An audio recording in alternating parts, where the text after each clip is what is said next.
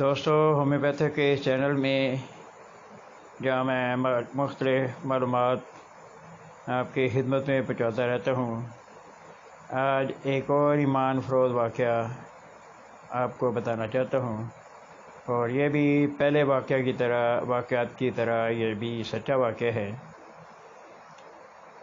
ایک علاقے میں،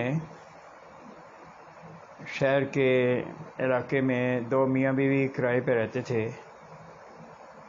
تو گھر میں وہ بیٹھے ہوئے ہیں، تو ان کے دل میں بڑی شدید خواہش پیدا ہوئی اور آپس میں باتیں کر رہے ہیں کہ اگر کبوتر کا گوشت مل جائے تو وہ پکا کے کھائیں۔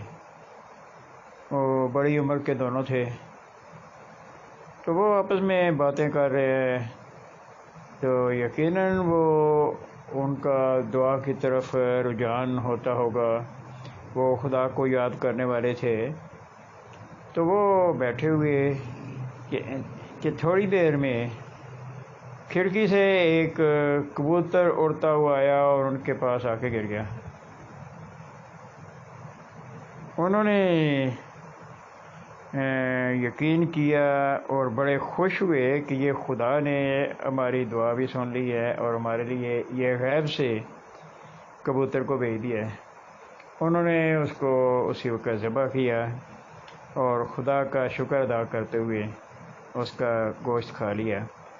تو یہ حقیقت ہے کہ جو لوگ اللہ تعالیٰ سے لو لگاتے ہیں، اللہ تعالیٰ سے تعلق رکھتے ہیں، اللہ تعالیٰ پہ توکل کرتے ہیں، تو اللہ تعالیٰ ان راہوں سے ان کو دیتا ہے جہاں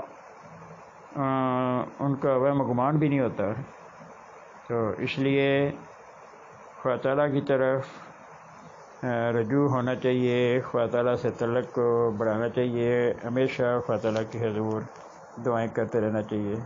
اگلی ویڈیو تک کے لیے آپ سے اجازت چاہتا ہوں۔